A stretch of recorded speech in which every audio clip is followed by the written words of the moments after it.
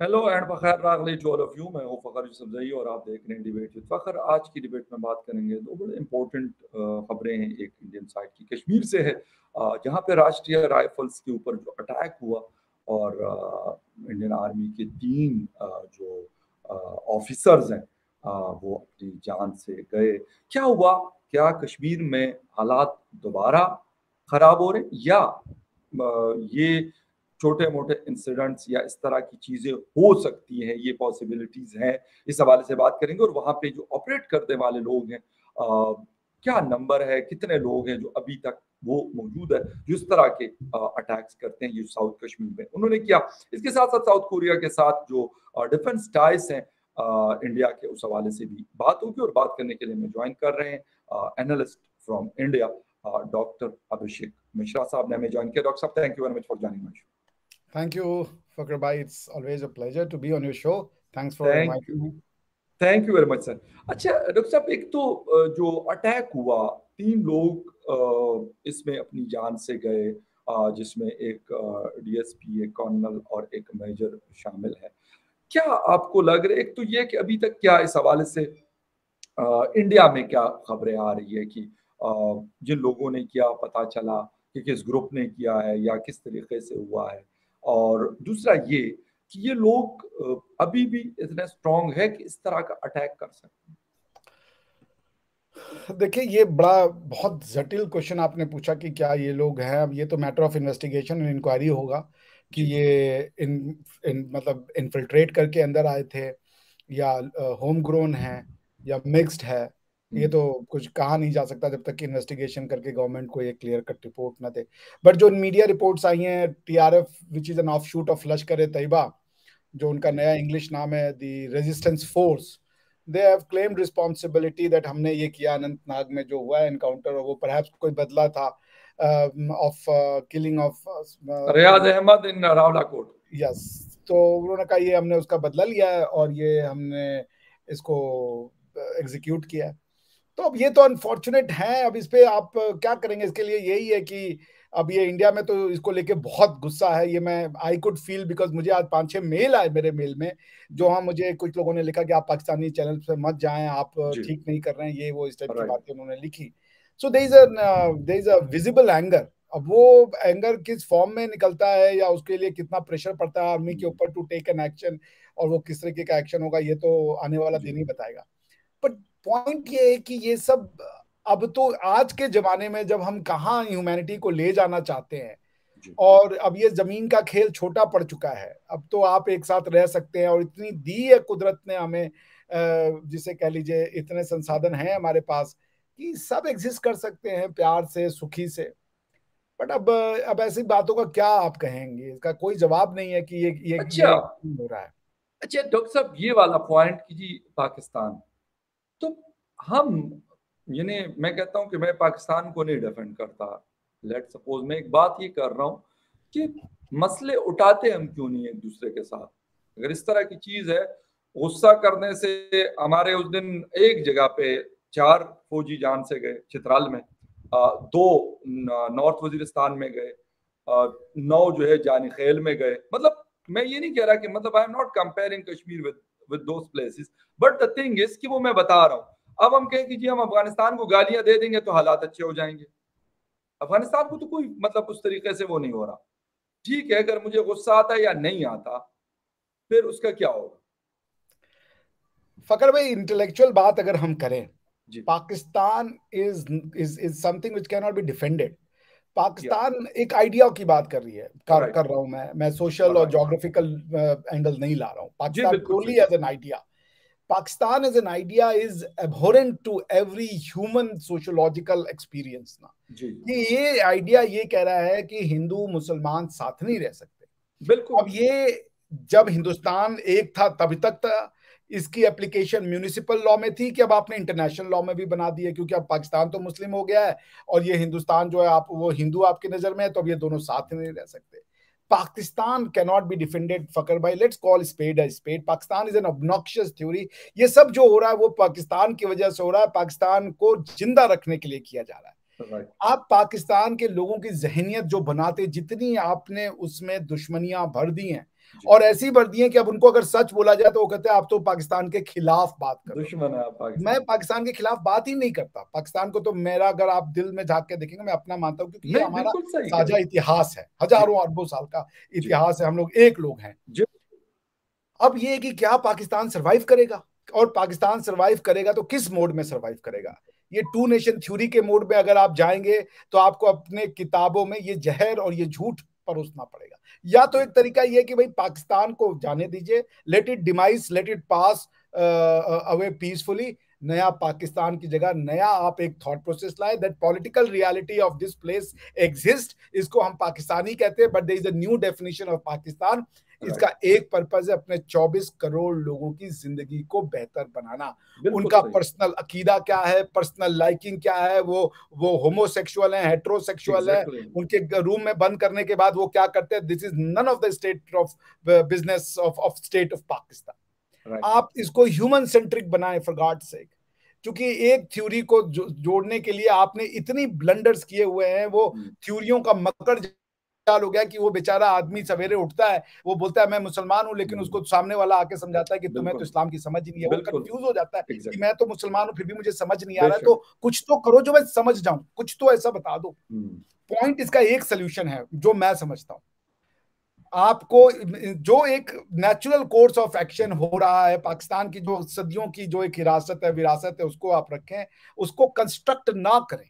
आप ये कहें कि भाई हमने जान छुड़ा ली ये एक पर्टिकुलर वे ऑफ वर्शिप से, हमको वो नहीं पसंद था, लेकिन हमारी आइडेंटिटी यही है।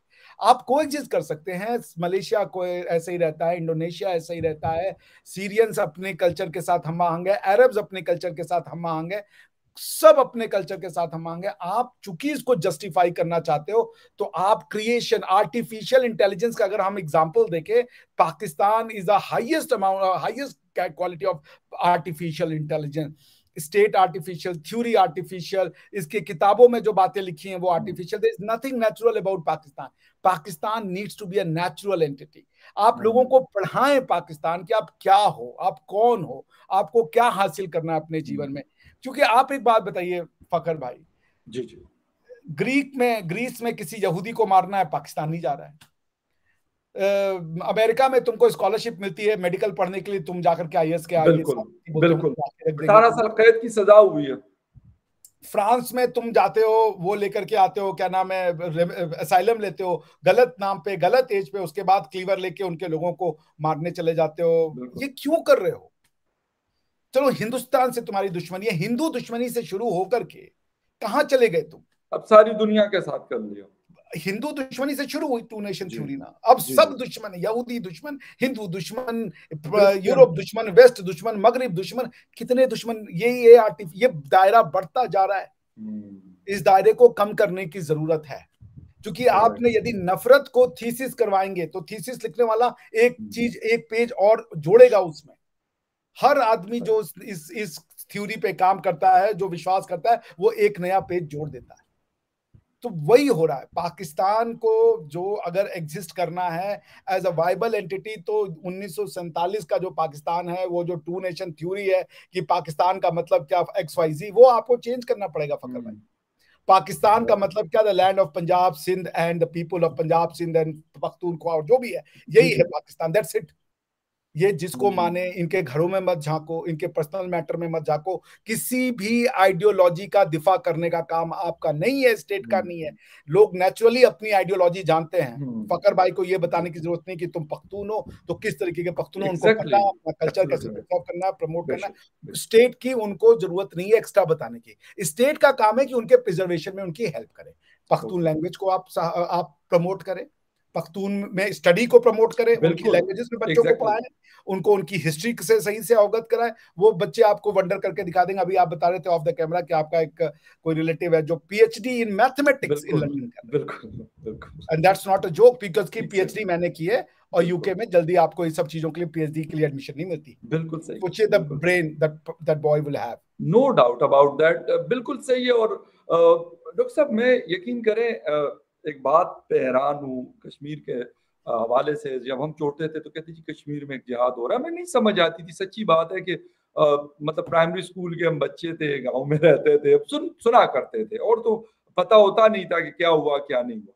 लेकिन अभी के इस मॉडर्न एरा में 2023 में डू यू थिंक कि पाकिस्तान इस तरह की चीजों से, अगर मतलब मैं आपको सच्ची बात बता दूं, मैंने इसको डिनाई कर रहा हूं, इसको एक्सेप्ट कर रहा हूं, दोनों इसकी वजह यह है कि एक ऐसी दुनिया में हम इस वक्त रह रहे हैं कि कुछ अजीब सी, मतलब जिसे कहते हैं ना कि वो चल रहा है, सिस्टम चल रहा है। लेकिन क्या आपको लगता है कि पाकिस्तान को इस तरह की चीजों से फायदा हो सकती है, या इस तरह का स्पेसिफिक ये वाला इंसिडेंट की अगर हम बात कर ले साउथ कश्मीर में, तो क्या फायदा क्या गेन कर सकता है पाकिस्तान अगर ऐसी चीज का? देखिए, इसकी एनालिसिस इतनी आसानी होगी नहीं, क्योंकि Alright. कोई एक कॉन्ग्रुएंट या मोनोलिथिक स्ट्रक्चर नहीं है जो ऐसा सोच रहा है। इसमें लोग क्या है ना, सेल्फ कंटेन्ड ग्रुप बन गए हैं। कोई भी एक इंस्टीट्यूशन अब आपका होलसम इंस्टीट्यूशन नहीं रहा। फॉर एग्जांपल, मैं क्षमा चाहूंगा, अगर आप होगा तो आप इसको कर दीजिएगा। जरूर। आईएसआई और आर्मी अब एक पेज पे, क्योंकि अब मुनीर साहब को अपना फेवर का आईएसआई का बंदा रखने लगा। जहां तक मुझे पता है भाई, आईएसआई तो आर्मी का ही एक ऑफशूट है ना। तो फिर आप आर्मी जनरल से ऊपर कैसे हो सकते हो आईएसआई वाला बंदा? वो तो हमेशा उनके सबऑर्डिनेशन में रहेगा। एग्जैक्टली। तो पॉइंट ये है कि इतने सेल्फ कंटेन्ड ग्रुप बन गए हैं और इतनी ये कंफ्यूजन थ्योरी हो रखी है, लोगों ने क्या पढ़ा दिया है लोगों को, कुछ समझ नहीं आता। इसका सबसे अच्छा एग्जांपल आपका कॉन्स्टिट्यूशन है फखर भाई। मैं जब आपका कॉन्स्टिट्यूशन पढ़ता हूं ना, तो मैं हैरान हो जाता हूं, आप विश्वास नहीं कीजिएगा। मैं सोचता हूँ कि कौन लोग हैं ये जो कि ये इस तरीके का कॉन्स्टिट्यूशन लिखने के लिए मजबूर है या ये लिखना चाहते हैं। मैं आपके लोगों को कहता हूं कि आपके लोग अपने आप को जोड़ते हैं उज्बेकिस्तान यानी मुगलों से। ठीक है ना, मुगल से आप अपनी आइडेंटिटी को जोड़ते हो। जरा मुगलों को देखो, उनके उनके घर में क्या हो रहा है, जहां से बाबर आया, जहां से समरकंद है, जहां पे वो किस तरीके से अपने आप को चलाते हैं। आपका कॉन्स्टिट्यूशन कहता है, और आपकी जड़ किताब में है, क्योंकि यही बुद्धि बना रही है, यही जहनीत बना रहा है। इसी किताब को प्रिजर्व करने के लिए, मैं कॉन्स्टिट्यूशन ऑफ पाकिस्तान की बात कर रहा हूं, इसी किताब को प्रिजर्व करने के लिए आपने सारे इंस्टीट्यूशन बनाए हैं। आपकी जैसे हमारा जिसको कहते हैं कॉन्स्टिट्यूशनल मोरालिटी जो है, वो कॉन्स्टिट्यूशन ऑफ पाकिस्तान से आती है। And this book is nothing but जिसे कह लीजिए it's a can of worm. Constitution किसको कहते हैं फकर भाई, ये जरूरी है आपके लोगों को सुन लेने दीजिए। कॉन्स्टिट्यूशन का पहला कंडीशन है कि अगर आपके देश में कॉन्स्टिट्यूशन है, तो उसका मतलब है supreme law of the land, जिसको कहते हैं कॉन्स्टिट्यूशनल सुप्रीमेसी। उससे बड़ी किताब नहीं हो सकती आपके देश में, चाहे जो भी किताब हो, दैवीय किताब हो, डिवाइन बुक हो या नॉन डिवाइन बुक हो, कॉन्स्टिट्यूशन इज सुप्रीम। यानी कि कल को कोई एक लॉ हो, कॉन्स्टिट्यूशन से कॉन्फ्लिक्ट हो जाए, कॉन्स्टिट्यूशन प्रिवेल करेगा, वो नहीं होगा। आपकी किताब में, कॉन्स्टिट्यूशन ऑफ पाकिस्तान में, ये लिखा हुआ है कि हमारी सुप्रीम जो बुक है, वो ये किताब कॉन्स्टिट्यूशन ऑफ पाकिस्तान ना होकर के होली कुरान एंड सुन्ना है। ठीक है, मान लेते हैं, हम इसको भी एक्सेप्ट करते हैं। यही चीज आपका सऊदी अरेबिया में भी लिखा है, लेकिन सऊदी अरेबिया इलेक्शन नहीं कराता। यही चीज यूएई में लिखा है, वो इलेक्शन नहीं कराता, वो रूल ऑफ लॉ की बात नहीं करता। वो कहता है कि हमारा शरिया इज हमारा रूल ऑफ लॉ है। ये समझना पड़ेगा, जब तक आप ये डुअल स्टैंडर्ड करोगे, rule of law can not be sharia, sharia can not be rule of law. शरई लॉ जो है वो रूल ऑफ लॉ, जिसकी शुरुआत यूके में हुई थी, वो कॉन्सेप्ट ही दूसरा है। वहां पे वो कहते हैं रूल ऑफ लॉ का फर्स्ट कंडीशन है that everyone is equal, be it king और बीट द पॉन। मतलब राजा से रंग एक समान है। ये नहीं हो सकता आपके यहाँ पे, ये आपको पता है अगर आप शरिया से चल रहे हो, क्योंकि बिलीवर नॉन बिलीवर सेम नहीं हो सकते, औरत मर्द सेम नहीं हो सकते। फिर आप ये बात रूल ऑफ लॉ क्यों उठाते हो अगर आपको थ्योरेटिकल अंडरस्टैंडिंग नहीं है? तो आप अगर ये लिखते हो कि हमारा कॉन्स्टिट्यूशन ये है, तो फिर इलेक्शन का फार्स बंद करो, क्योंकि आपके यहाँ पे जो भी आदमी आएगा वो पावर अपने आप डिवाइड हो जाएगा। क्योंकि कुछ लोग कह रहे हैं भाई हम तो कुरान के वो मुहाफिज है, तो हमारे पास ज्यादा पावर है, क्योंकि कुरान तो कॉन्स्टिट्यूशन से बड़ी किताब है। तो उसको ये कहने में एक सेकंड नहीं लगेगा कि ऐसे कॉन्स्टिट्यूशन को हम अपने पैरों की जूती पे रखते हैं। क्यों? क्योंकि वो जानता है कि मेरा कॉन्स्टिट्यूशन कुछ और है। ये तो फिर एक, और फिर वो नेताओं को गाली देगा, पॉलिटिशियंस को गाली देगा। आपके यहाँ पे अक्सर लोग कहते हैं कि ये नेता जो है ये चोर है, लेकिन मैं कहता हूँ फखर भाई, ये आपके नेताओं को मैं हैट्स ऑफ करता हूँ कि जो भी इन्होंने थोड़ी बहुत डेमोक्रेसी की लौ जला के रखी है, जैसे भी हों, जी बिल्कुल, इन्हीं बेचारों को जाता है। ये गालियां भी सुनते हैं और ये जिंदा भी रखते हैं। इनके पास ताकत भी नहीं होती, ना तो ताकत इनको आर्मी ने दी, ना तो ताकत इनको आपके जो उलेमा हजरात हैं उनको देते हैं। तो पॉइंट ये है कि आप कब तक ये एक कॉन्फ्लिक्टेड, आपकी कॉन्स्टिट्यूशन कॉन्फ्लिक्टेड है, आपका उसी चक्कर में सोसाइटी कॉन्फ्लिक्टेड है। वो अपने पार्लियामेंट का बात सुने, या वो अपने कारी साहब का बात सुने, काजी साहब का बात सुने, मुफ्ती साहब का बात सुने, किसकी बात सुने, वो किसको सच माने, उसको कुछ पता नहीं है। अब मैं खत्म करता हूं आपको उज्बेकिस्तान का कॉन्स्टिट्यूशन पढ़ के। आप सुन लीजिए इसका जी जी। आर्टिकल 1 क्या कहता है, ये कॉन्स्टिट्यूशन ऑफ इसका उज्बेकिस्तान का। Uzbekistan is a sovereign, democratic, legal, social and secular state with a republican form of government। ठीक है ना? विद वो अपने आप को साफ साफ कह रहे हैं कि we are socialist and secular state. आप उनको कहते रहो, गिनते रहो कि हमारे 57 इस्लामिक मुल्क, 57 इस्लामिक मुल्क। उज्बेकिस्तान इस्लामिक मुल्क नहीं है bye it's constitution. Kazakhstan Islamic मुल्क नहीं है बाय इस कॉन्स्टिट्यूशन। टर्की इस्लामिक मुल्क नहीं है बाय इस कॉन्स्टिट्यूशन। आप गिन भले लो, क्योंकि इनके पॉपुलेशन ज्यादा हो सकती है मुसलमानों की, मगर ये मुल्क इस्लामिक नहीं है। There is a difference between population being Muslim and the मुल्क बीइंग, जैसे सऊदी अरबिया और पूरा अरब लैंड एक इस्लामिक राष्ट्र है, लेकिन तुर्की इस्लामी राष्ट्र नहीं है। अब मैं आपको ना सऊदी अरबिया का कॉन्स्टिट्यूशन पढ़ देता हूँ, सुन लीजिए आप। सऊदी अरेबिया का कॉन्स्टिट्यूशन का article number 1, the kingdom of Saudi Arabia is a sovereign Arab Islamic state with Islam as its religion, God's book and its sunnah of his prophet, God's prayers and peace be upon him are its constitution. यही आपका भी constitution है, यही आपका article 1 भी कहता है। आप बताइए, जब आप ये लिख रहे हो, उसके बाद आप इलेक्शन करा रहे हो, उसके बाद आप पार्लियामेंट्री लॉ बना रहे हो, आप कॉन्फ्लिक्ट क्रिएट कर रहे हो अपनी सोसाइटी में। क्योंकि भाई जब आपका लॉ कंप्लीट हो चुका है, गॉड ने कह दिया, फिर आप कहां से पार्लियामेंट लेकर के चले आए? ये पावर नहीं है अब आपको। आपके पास अगर कुछ पावर आएगी तो वो पावर फतवे की होगी कि एग्जिस्टिंग लॉ के दायरे में बताओ ये एक्ट जो है हलाल है या हराम है, या ये इस्लामिक एक्ट है कि नहीं है। नया लॉ लिखने की ताकत नहीं है आपके पास। क्यों पार्लियामेंट बना रहे हो फिर? किसको मूर्ख बना रहे हो कि ये डेमोक्रेसी? और फिर लोगों, इन बेचारे पॉलिटिशियंस को गाली भी दिलवाते हो। कॉन्स्टिट्यूशन में एक ये बात समझ लीजिए, सेक्युलरिज्म, आपके यहाँ पे लोग अक्सर आके कहते हैं सेक्युलरिज्म सेक्युलरिज्म, इंडिया ने 1947 पहला कॉन्स्टिट्यूशन में सेक्युलर ला दिया। गलत है ये फैक्ट। हमारे यहाँ सेक्युलर वर्ड 44वें अमेंडमेंट के बाद 1976 में जोड़ा गया। उसके पहले जब जवाहरलाल नेहरू जी जब प्राइम मिनिस्टर थे, हमारा कॉन्स्टिट्यूशन सेक्युलर नहीं था। आप जाके उसको ऑन रिकॉर्ड चेक कर सकते हैं। सेक्युलरिज्म का मतलब होता है is separation of political power from a divine book. जब आप उसमें से डिवाइन बुक में से पॉलिटिकल पावर ले लेते हो, स्पिरिचुअल पावर छोड़ देते हो आप जो भी उसके प्रीस्ट हैं उनके लिए और लोगों के लिए, लेकिन पॉलिटिकल पावर अब आप सब दे देते हो उनके हाथ में। आपकी किताब जिसको आप, तो ये जो पॉलिटिकल पावर अलग हुआ, यही कॉन्स्टिट्यूशन है आपका। अब आप क्या कर रहे हो कि आपने जो है वो कॉन्स्टिट्यूशन के पॉलिटिकल पावर को और मिक्स कर दिया उसके साथ। आप कह रहे हो ये कॉन्स्टिट्यूशन है, वो कॉन्स्टिट्यूशन नहीं हो सकता। Constitution is the result of a separation. जैसे हम लोग पढ़ते थे ना कि एटम का 2 एक्ट होता है, एक तो एटम का जुड़ना जिसको फ्यूजन कहते हैं, एक है एटम का टूटना जिसको हम फिजन कहते हैं। तो सन की एनर्जी का सोर्स है फिजन, क्योंकि वहां पे एटम अलग होता है तो ज्यादा एनर्जी प्रोड्यूस करता है। तो सेक्युलरिज्म मतलब constitution. Secularism is equal to constitution. Then what is secularism? Separation of political power from the holy book. अगर आप ये नहीं कर रहे हो तो फिर आप ये डॉक्यूमेंट को कॉन्स्टिट्यूशन नहीं कह सकते। फिर आपको सऊदी अरेबिया का कॉन्स्टिट्यूशन बढ़ाना पड़ेगा जैसा कि उन्होंने लिख दिया, फिर आप इलेक्शन नहीं करवाओ। यही गफलत है आपके, हर चीज में गफलत है, क्लियरिटी ऑफ थॉट नहीं है।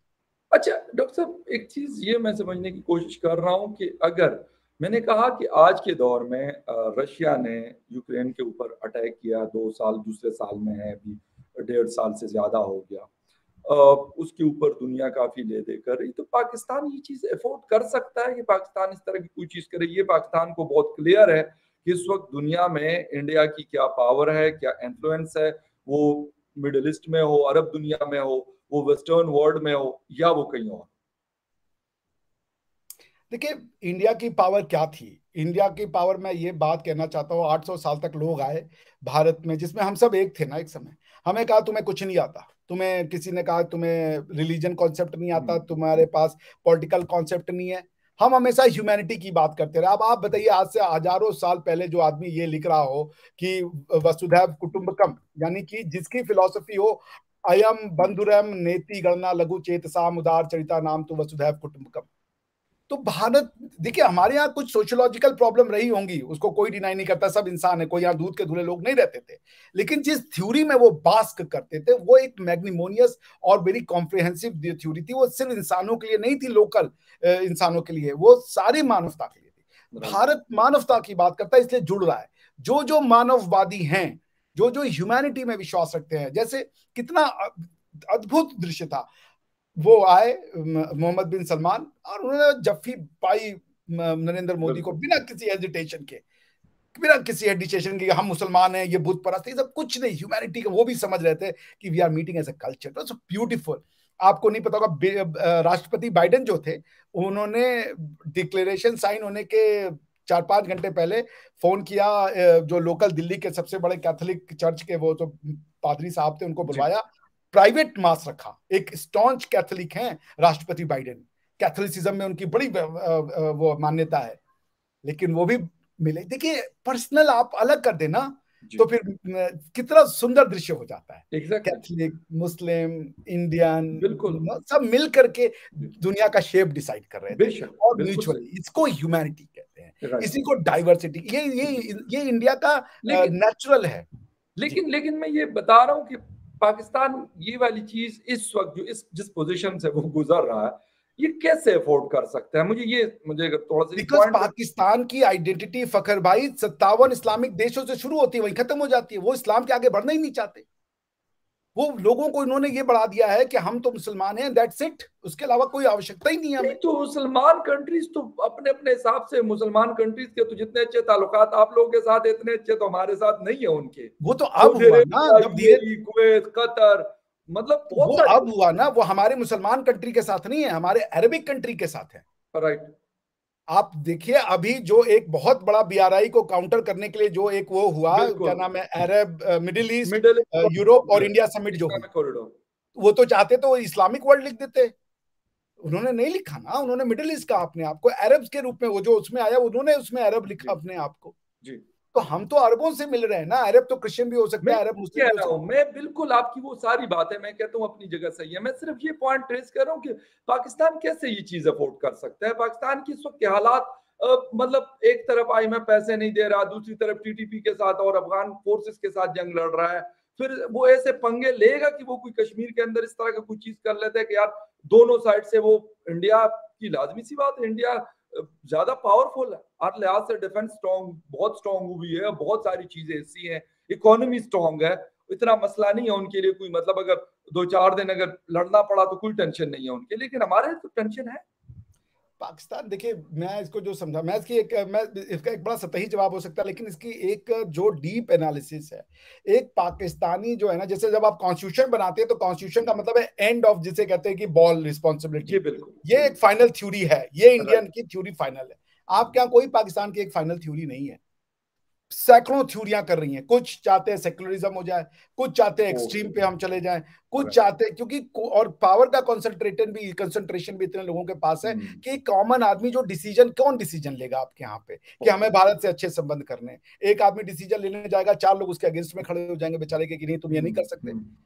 ठीक है ना। तो इमरान खान जब पॉलिटिक्स में होते हैं तो कुछ बयान देते हैं, जब पावर में आते हैं तो बाहर होते हैं तो कुछ बयान देते हैं, उनकी मजबूरियां बन जाती है। You are right. पॉइंट ये है कि पाकिस्तान को, मैंने कहा Pakistan needs to die, not as a state, state of Pakistan must survive, but idea of Pakistan must, ideology जो है, idea must die. It has time that it should be flushed down the gutter.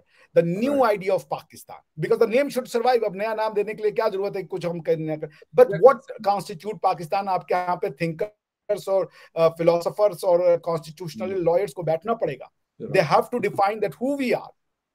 आप अपने आप को जब तक नहीं बताओगे कि आपका इंटरनल इंटरेस्ट क्या है, उसी के आधार पे तो एक्सटर्नल इंटरेस्ट डिटरमाइन होगा। अगर आपका इंटरनल इंटरेस्ट इस्लाम का प्रोटेक्शन है तो आपको लैंड से कोई मतलब नहीं, लोगों से मतलब ही नहीं है कोई आपको, फिर तो आप जो भी आपको इस्लामिक गुरु बताएगा आप उसकी बात सुनोगे, बिकॉज लोगों के पास जाने का तो आपको लोगों से मैंडेट तो मिल नहीं रहा, मैंडेट तो इस्लाम से मिल रहा है आपको। पॉइंट ये है फखर भाई कि आपको स्टेट और रिलीजन को बहुत जबरदस्त रूप से अलग करना होगा, एक कंटिन्यूअस हिस्ट्री पढ़ानी होगी, आप लोगों को डिवाइड, लोगों को उनकी जो सब आइडेंटिटीज है जीने नहीं देते। मैं जब बात करता हूं तो पंजाबीज कहते हैं मैं पश्तूनों पे विश्वास नहीं करता, पठान ऐसे होते हैं, पठान वैसे होते हैं, पठान बोलेगा कि ये ऐसे होते हैं, वो होते हैं। तो पॉइंट है कि किसी को जीने दो ना यार, अगर कोई है हजारों साल से आइडेंटिटी तो खत्म कर दे बेचारा, वो ऐसे तो नहीं होता ना। तो पॉइंट मैं यही कह रहा हूं कि पाकिस्तान की एक किताब लिखिए, फाइनेस्ट थिंकर को बैठाइए जो सोच सकता है, वो एक किताब लिखे, जैसे डेर जूडेन स्टार्ट एक किताब लिखी गई थी, उस किताब को लिखने वाला कौन था, जिसने कि बाद में इजराइल की स्थापना करी, थियोडर हर्टजल। उसने 18वीं शताब्दी में एक किताब लिखी कि यहूदी हर जगह मारे जाते हैं, यहूदियों का अपना एक लैंड होना चाहिए। वो किताब मुश्किल से 56 पेज की थी, द डेड जूडियन स्टार्ट। 100 साल के अंदर इसराइल बन गया, 100 साल के अंदर। उसी तरीके से आप देखें, जॉन लॉक ने एक किताब लिखी, उसका नाम था the two treatise of government. 100 साल के अंदर उस किताब के यूरोप ने रेनेसा को अपना लिया और पार्लियामेंट्री फॉर्म ऑफ गवर्नमेंट यानी कॉन्स्टिट्यूशनल फॉर्म ऑफ गवर्नमेंट की स्थापना कर दी। कॉन्स्टिट्यूशन का निर्माण तब होता है जैसे जब दूध में ही मक्खन होता है। मक्खन और दूध को आप जब ये करते हैं, प्रोसेस से गुजारते हैं, तो उसका फैट जो अलग होता है वही मक्खन होता है। वही आपको करना होगा। रिलीजन को यूं करेंगे तो ही पॉलिटिकल पावर निकलेगा, और वो पॉलिटिकल पावर ही आपका कॉन्स्टिट्यूशन होगा। कॉन्स्टिट्यूशन रैंडम सी गवर्नमेंटल स्ट्रक्चर की डिफिनेशन को नहीं कहते। उसके लिए आपको कोई कॉन्स्टिट्यूशन की जरूरत नहीं। आप बेयर एक्ट से बना दो कि भाई चल गया पार्लियामेंट, बात खत्म हो जाएगी। लेकिन अगर पॉलिटिकल पावर आप लोगों में डालें, लिखे अपनी किताब में, the political power of the Pakistan comes from its people, जैसे कि कजाकिस्तान, उज्बेकिस्तान की गवर्नमेंट में लिखा है जी। ओके अच्छा डॉक्टर साहब, आते हैं लास्ट, हमारा टॉपिक भी लास्ट क्वेश्चन भी कि South Korea committed to boosting defence ties with India. उनके जो एनवॉय है उनका स्टेटमेंट है, तो किस चीज में इंडिया और साउथ कोरिया आपस में, इंडिया भी उनको कुछ बेच रहा है या वहां से सिर्फ खरीद रहा है? देखिए, गवर्नमेंट ऑफ इंडिया का एक चीज, जो ये प्रेजेंट गवर्नमेंट है, इसने ये जो गवर्नमेंटल मोनोपोली है उसको तोड़ा है, और ये एक अच्छी चीज है। इवन एस सोमनाथ साहब जो कि इसरो के चेयरपर्सन थे, उन्होंने भी कहा कि भाई गवर्नमेंट के पास इतना पैसा नहीं है कि वो इसरो की सारी आइडियाज को पूरा कर सके, क्योंकि टैक्स जो आप अमाउंट होता है वो एक पर्टिकुलर अमाउंट के आप अलोकेट कर सकते हैं, और भी ड्यूटी है। तो उन्होंने कहा प्राइवेट प्लेयर्स को क्यों नहीं आने देते हो? प्राइवेट प्लेयर्स तो है वो मार्केट से पैसा उठा सकते हैं, आईपीओ से उठा सकते हैं। आप सोचिए कि हिंदुस्तान में कम से कम 50 करोड़ लोग हैं जो कि मिडिल क्लास है। वो मिडिल क्लास के पास हर साल जो है 1.5 लाख रुपए उसको खाली इन्वेस्टमेंट दिखाने पे वो मिलता है टैक्स रिबेट। तो अगर आप 50 लाख करोड़ अवेलेबल है मार्केट से उठाने के लिए, उठा लीजिए। आप लोगों के पास पैसा देने का है, उनको टैक्स रिबेट भी मिलेगा उसके ऊपर। तो बात ये हो रही है कि भाई प्राइवेट क्यों पब्लिक काम नहीं कर सकता? ऐसा क्या है सरकार में कि वही अंतरिक्ष में यान भेजेगी? स्पेस एक्स तो भेज रहा है ना, ये बिल्कुल नाम है इलॉन मस्क। तो पॉइंट ये, इसी तरीके से डिफेंस में भी इंडिया ने ये किया है कि पहले हमारे यहाँ डिफेंस क्या था, it was an out and out governmental business. जितने भी ऑर्डिनेंस फैक्ट्री थे या डीआरडीओ थे, जिसको कि defence research and research and something development organisation, DRDO कहते हैं उसको, वो भी कोई रिजल्ट नहीं दिया। क्योंकि आप जब सरकारी बन जाते हो तो आपका होता है यार बस खा पी के सो जाओ। तो वो ये कह रहे हैं कि प्राइवेट प्लेयर्स को आने दो। That's what the government of ये सही कि हम प्राइवेट प्लेयर को आने देना चाहते हैं, डिजाइन में और दूसरे चीजों में, रिसर्च एंड डेवलपमेंट में, और मिल करके हम इस कैपेसिटी को बढ़ाने को तैयार है। So this is what it is going to happen कि there are more people to people and private players participation along with government also। K9 वज्र जो है उनका डिजाइन वो ले रहे हैं, हॉविट्जर जो है, और ये सारी डिफेंस टेक्नोलॉजी जो है, अगर कोई प्राइवेट कंपनी आना चाहती है, इसको डिजाइन करना चाहती है, why not? Government Lockheed Martin कोई सरकारी है क्या? जी बिल्कुल, अमेरिकन जो F-16 बनाती है प्राइवेट, बिल्कुल ना लॉकहीड मार्टिन है ना बोइंग है, ये सब सरकारी कंपनियां हैं क्या? प्राइवेट है। बिल्कुल। तो तुम क्यों लिए पड़े हो भैया? डीआरडीओ में से एक डीआरडीओ और ऑर्डिनेंस फैक्ट्री के जो बंदूकें निकल के आती हैं उसका कोई फायदा नहीं होता खरीदना, तुम्हें बाहर से ही होता है, और ऑर्डिनेंस फैक्ट्री कब से हमारे यहाँ पड़ी हुई है। तो भैया आप दे दो प्राइवेट वाले को। अगर बाहर का प्राइवेट वाला, भाई जब भी पिस्टल की बात आएगी मेरे ख्याल से आप क्या भी कहेंगे, स्मिथ एंड वेसन है मेरे पास, चेकमेट, स्मिथ एंड वेसन, या ये और वो। क्यों स्मिथ एंड वेसन? ग्लाक यहाँ बड़ा फेमस है पाकिस्तान में, और तकरीबन मोर देन 1 मिलियन रुपीस में इस वक्त, बल्कि शायद तो भाई हम कह रहे हैं ये क्यों नहीं कह रहे भाई हमारे पास यूसुफ मेड गन है? क्यों भाई, क्यों नहीं हो सकता? बिल्कुल हमारे लोगों हमारे यहाँ तो खैबर पख्तूनख्वा में एक बहुत बड़ा इलाका है पेशावर के आउटस्कर्ट्स में, दरा उसको कहते हैं, दरा खैबर का ही एक छोटा सा वो है। लेकिन ये कि वहाँ पे तकरीबन आपको जो भी आपको उसको डिजाइन आप बता दें कि मुझे ये वाली चीज चाहिए तो आपको बना देंगे। यकीनन आपने उनकी वीडियोस देखी, और मेरा भी बहुत बड़ी ख्वाहिश है कि मैं जाके वहाँ पे एक वीडियो रिकॉर्ड करूं, लेकिन इत्तेफाक है अभी तक ऐसा कोई मौका नहीं बन पा रहा, लेकिन होपफुली बहुत जल्दी। हमारे यहाँ भी है ऐसे, और हमारे दो है, एक कंट्री मेट भी है, वो आपको ना साइकिल के डंडे से वो गन बना देंगे, एक गोली को शूट करने वाला। ओह गॉड, ओके। कट्टा, ये तो फिर लगता है कि आपस में कोई रिश्तेदारी है उन लोगों की और इन लोगों की। अरे भाई एक ही लोग हैं, ये बड़े स्किलफुल लोग हैं, इनको आप दो तो ये दुनिया यूं चला के दिखा देंगे आप। बेशक सही कह रहे हैं। और बिल्कुल इस तरह कश्मीर वाली जो इंसिडेंट है, इस तरह के इंसिडेंट से मेरे ख्याल में इसका नुकसान ज्यादा होता है। इंसानी जान उसकी तो खैर कोई कीमत नहीं है, वो तो मतलब जो मर्जी हम कह दे, लेकिन वो जो मैंने वो एक दो तीन लोगों की वो पिक्चर्स देखी है, तो यकीनन उन सबकी फैमिलीज होंगी, उनके घर वाले होंगे, सब होंगे। बड़ा मुश्किल काम होता है।